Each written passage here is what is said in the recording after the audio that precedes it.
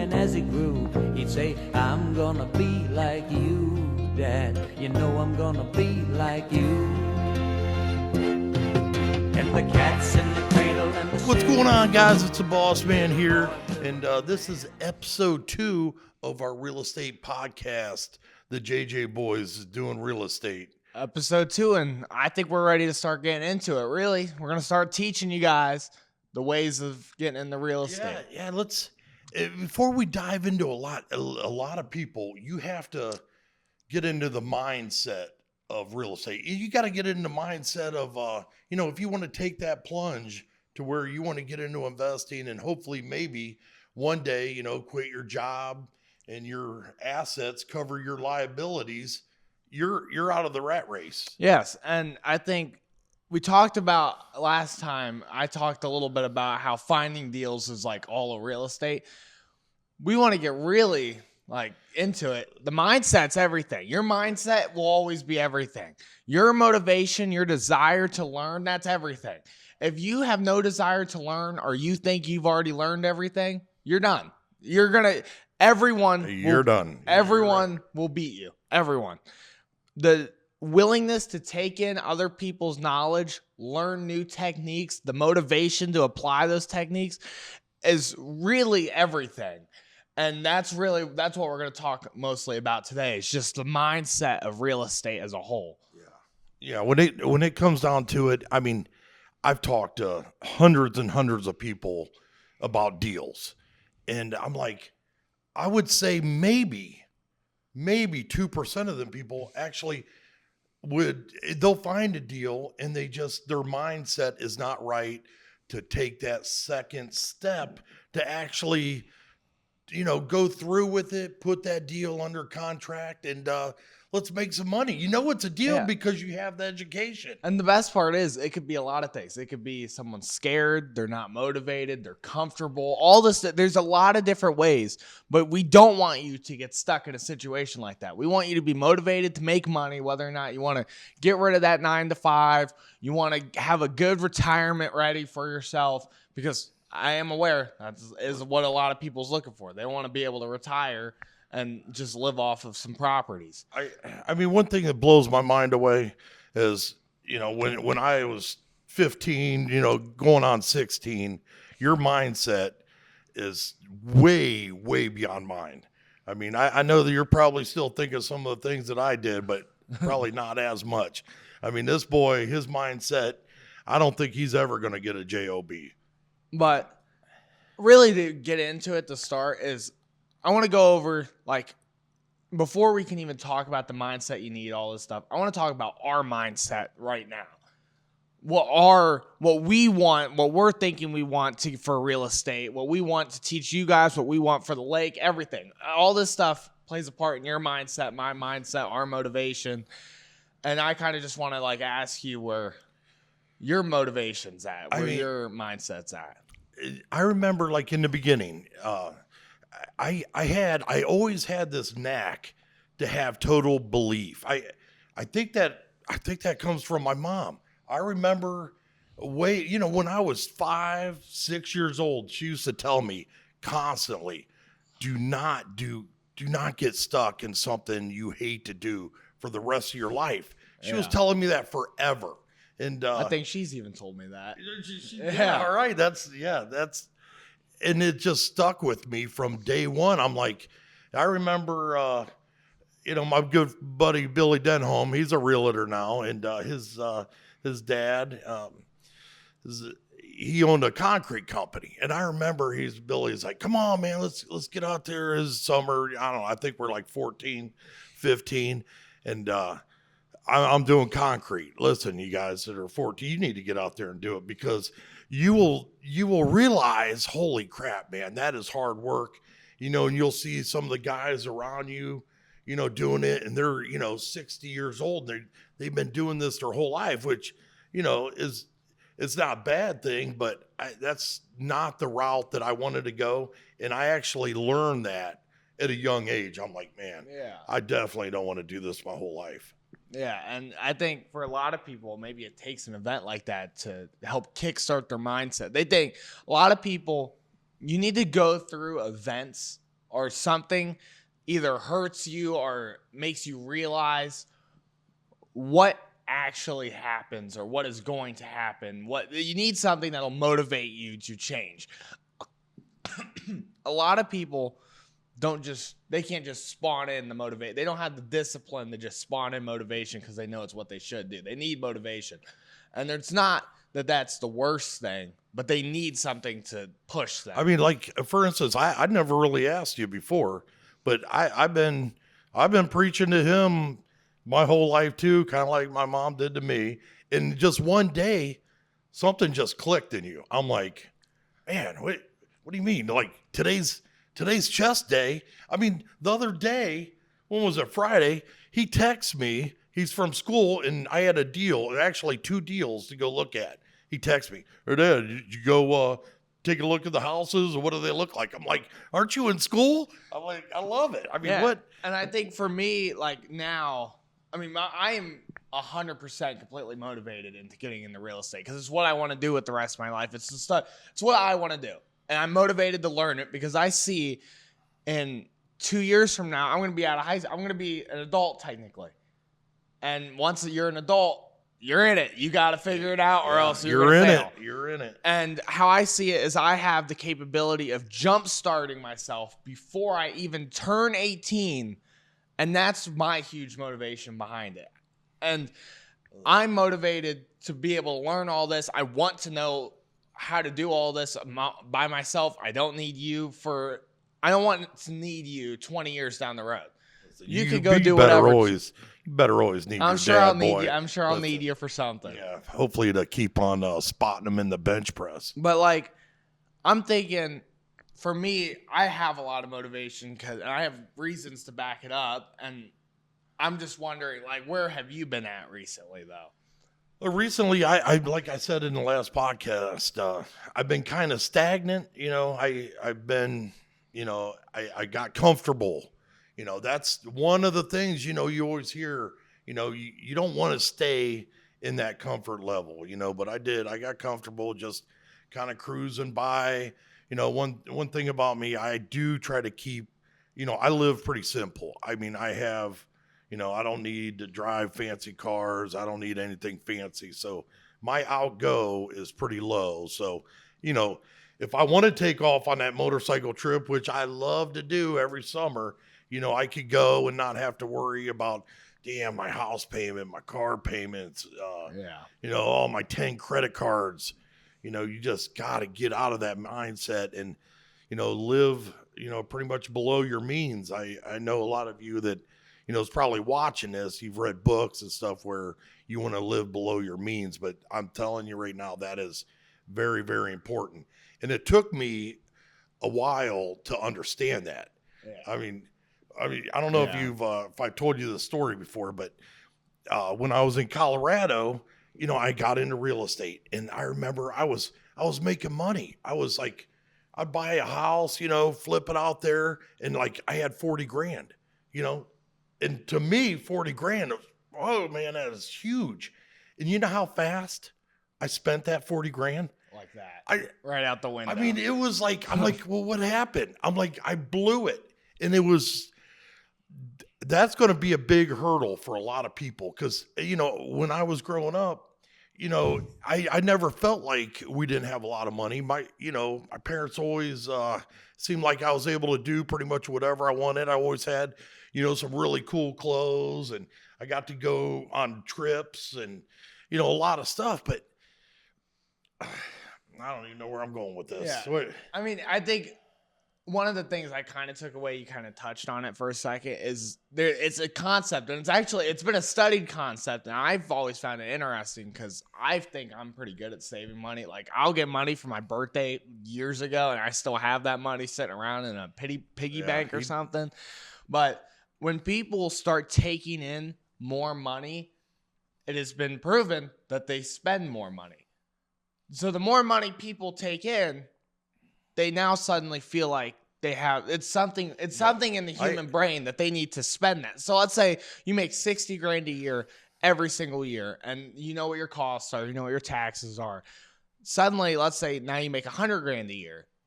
Somehow all your costs go up. You live the exact same way, but how come your costs go up? Because you're taking in more. So you're like, okay, well, I could do this a little more. I could do this a little more. And it's stuff like that people need to stay on top of, because they're like, okay, well, now we got a little bit of money. Maybe I can go to Starbucks every day. No, you don't want to go to Starbucks. You want to make a coffee at home. It's stuff like that it holds people back. And it's something like I actually like really looked into it. And it's something like these NFL football players that people hit the lottery, for instance. Yeah. So, they go from, pretty much living day to day, and then boom, they got all this money.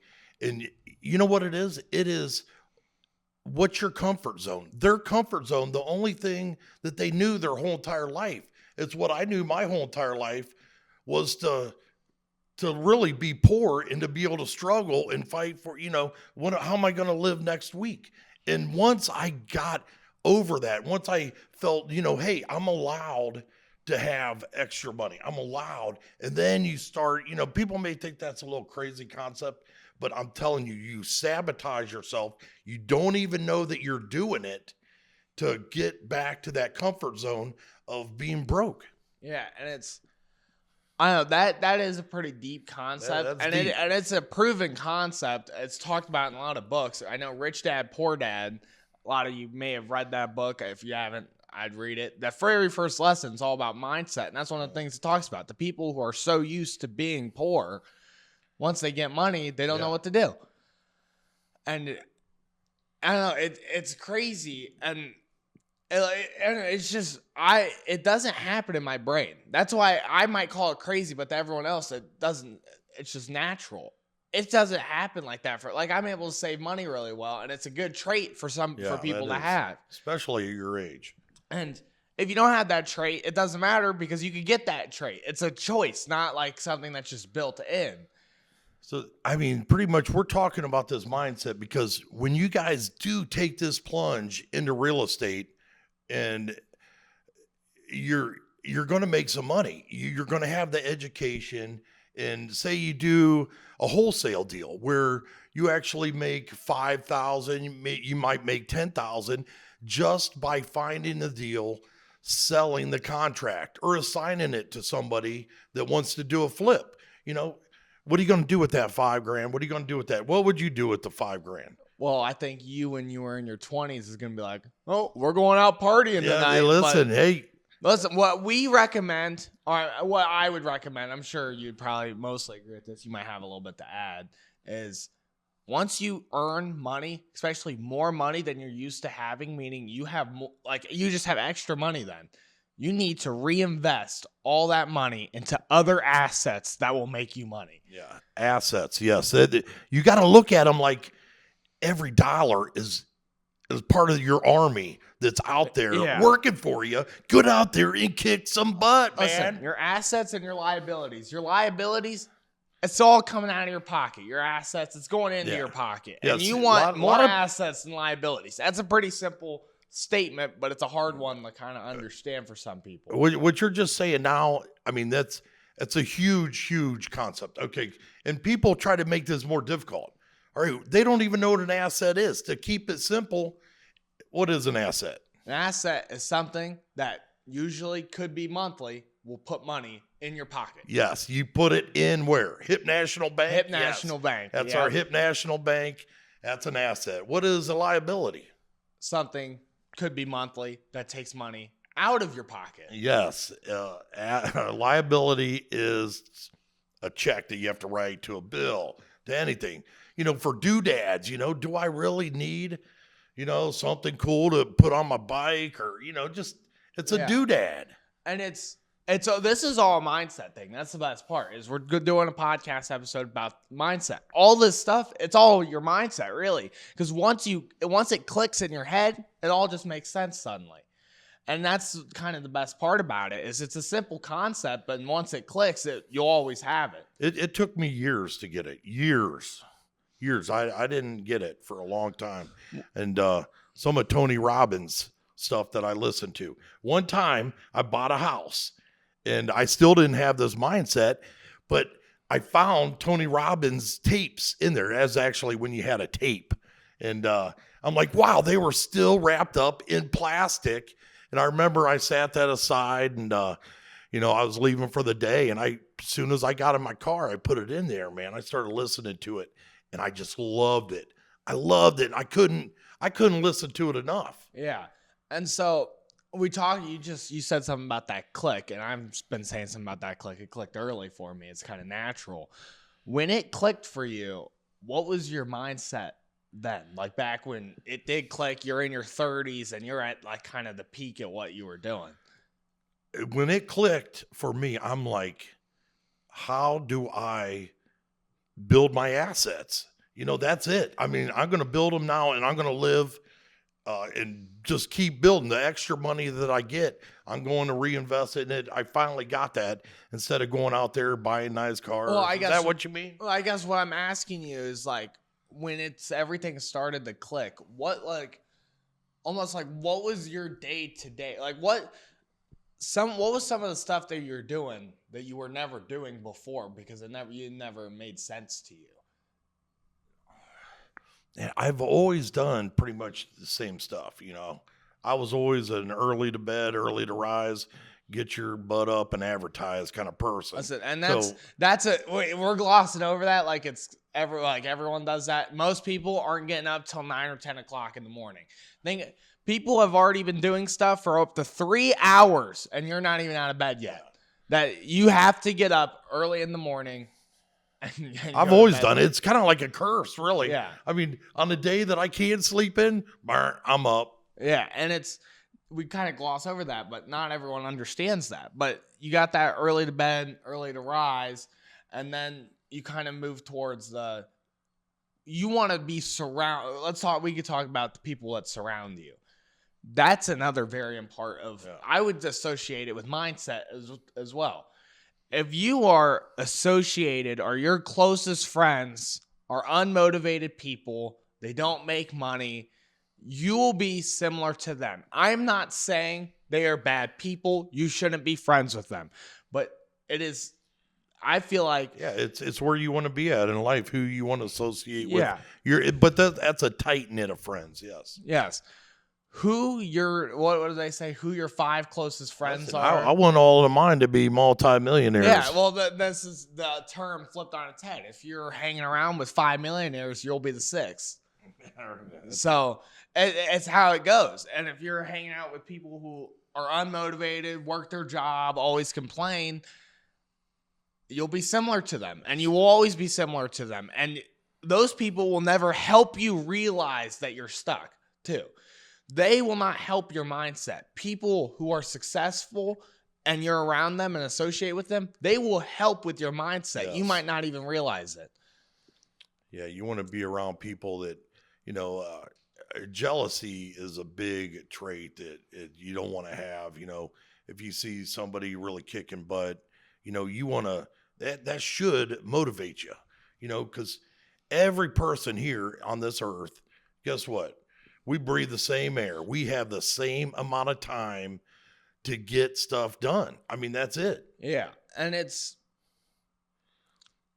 if you're sitting there, if you're sitting around, like me, one of my, on Tuesdays, I love to watch Oak Island. I've been watching the damn thing forever. They still haven't found not even, well, they are getting closer now. They've been getting closer. Listen, I feel like, an hour out of my day, is missing because I watch them find a rusty nail. Now, it's crazy. Now this is an interesting conversation. It's probably a good one to have is if we talk all about, we need you to be motivated. So let's say you're motivated, you're willing to learn, and you dedicate all your hours of the day to this. You get up early, go to bed early. You're working nonstop. And you have a list. You are working smart. Yes. And you know what, let's say once you start getting the money, you know what to do with your money. You know how to reinvest it to get it to start making even more money. You know how all that stuff works. That stuff's clicked for you.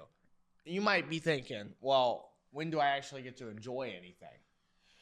Listen, that is an enjoyment to me. I'm telling you right now, I love what I do. And, once, I'm sure a lot of people heard that, if you find out what you love to do, it's not like work. Yeah. I love putting together deals. And I love it. And that's why we can also say, if you don't enjoy doing this stuff, you don't understand it, real estate might not be for you. Yeah. And that's how, if you're unmotivated, you're unwilling to learn all this stuff, real estate's not for you. It's not for everybody. I mean, there's all kinds of ways to make money. Look. And there is all kinds I mean, of just ways. like, hey, just buy one hamburger, turn it into two. Turn 2 hamburgers into a double cheeseburger, and guess what? You're making a little bit more money. Yeah. Turn them into some French fries. Hey, next thing you know, you got a McDonald's or a Bob's Hamburg. Yeah, and it's just, you can make it in anything. You just have to have total belief in yourself, and that's something that you'll get to, and that comes with confidence. One thing that's always confidence. Let's hit on that. I mean, that's a huge thing. If you don't have confidence in yourself, you're going to be fighting an uphill battle. And so with confidence, as you can see, before I touch with confidence, as everything we've been talking about, you might think we're just talking about real estate motivation and stuff. No, it's life motivation. Real estate is a part of your life. If you're not motivated in your life, you will have no motivation for real estate. You have to know how to live your life motivated, willing to learn. It's all personal characteristics of yourself. And all that ties back to real estate. So when we're talking about the mindset, this is not just a mindset for real estate. It's the mindset for your life. For life, for living. Yeah, Yes. for living.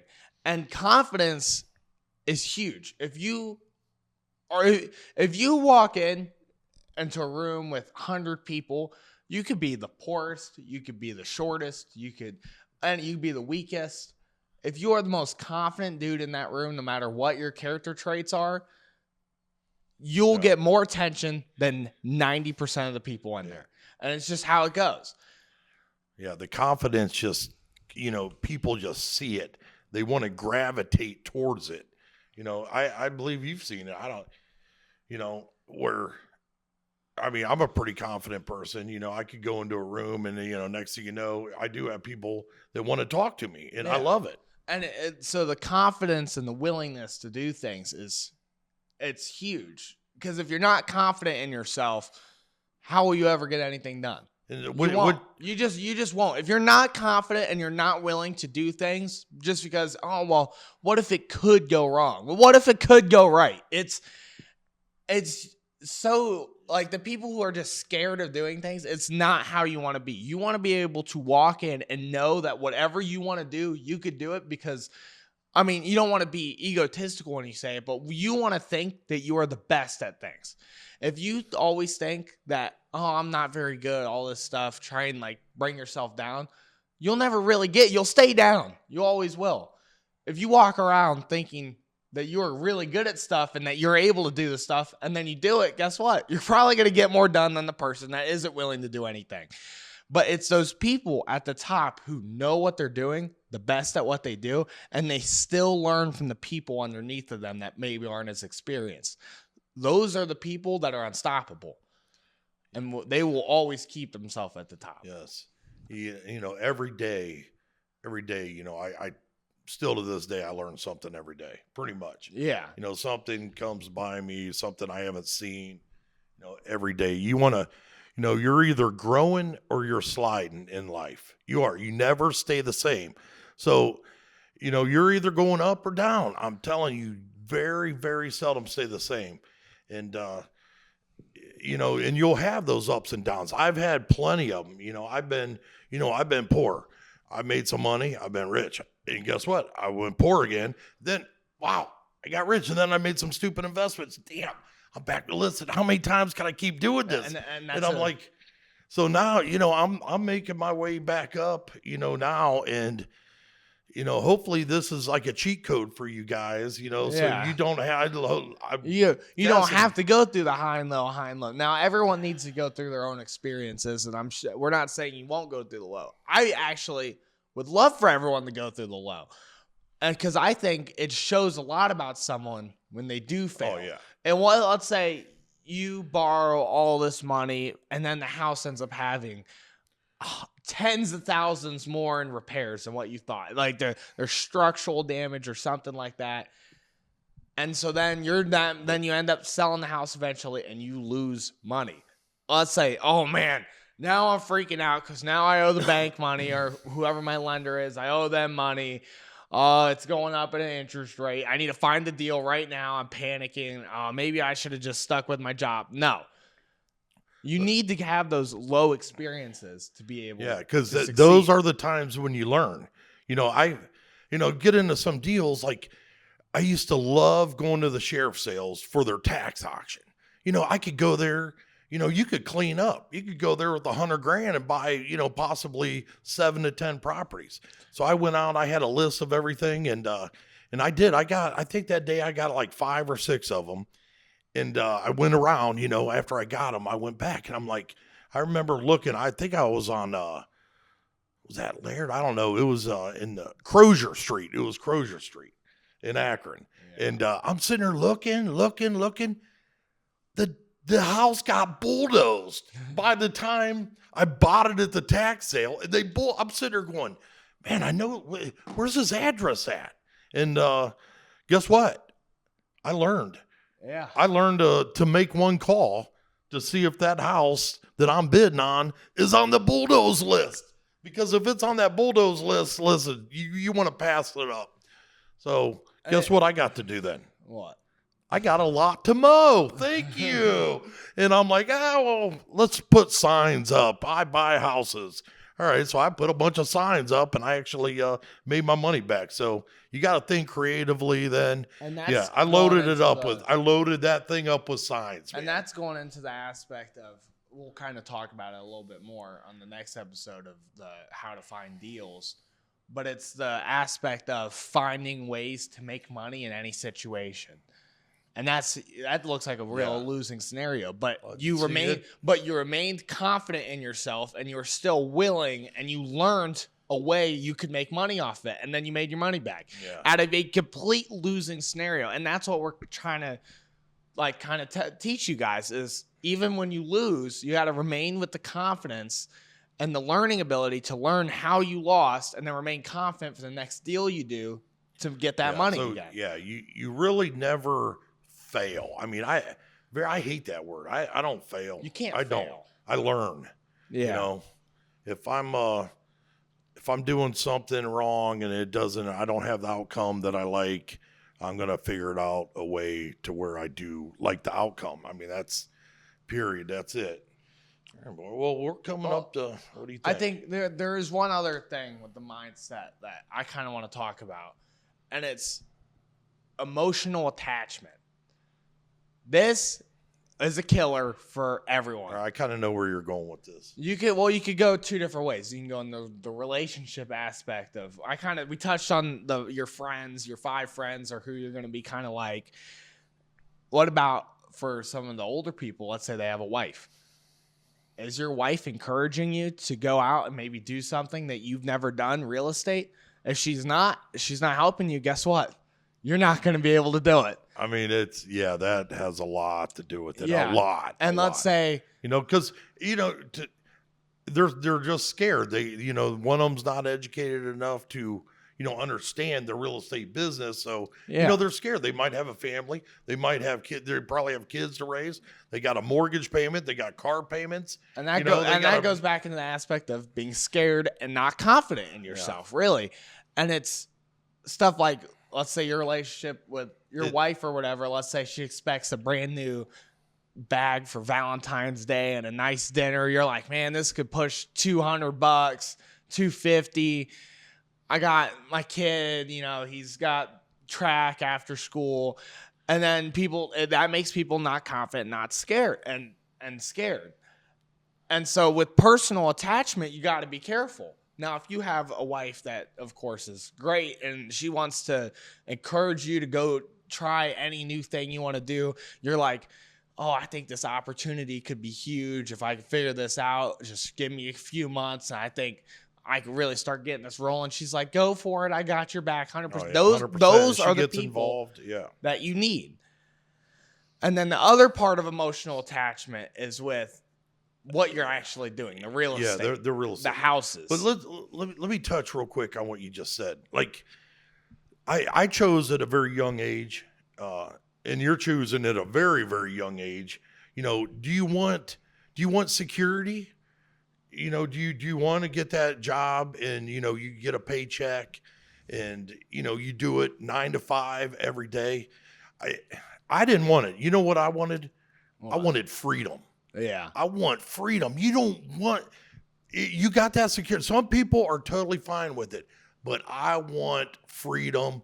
And once you get the taste of that, I mean, it's, you know, it's just huge, man. I love to see some people. I'd love to, you know, see some people that's been watching this podcast. And once we get into some, you know, deeper topics in the real estate business, to actually to take that next step and to get a house under contract, and then they'll get that sense of freedom. Like, I don't know, you'll probably never know what it's like to have a real job.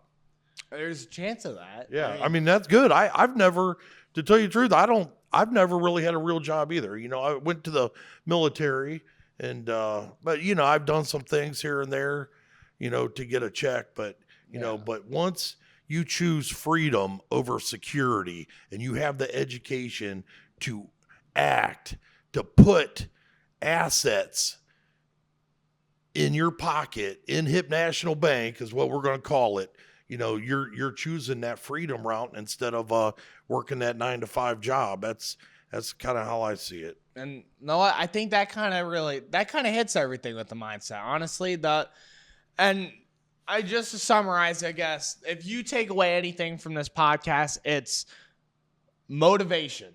Write that big capitalization, motivation.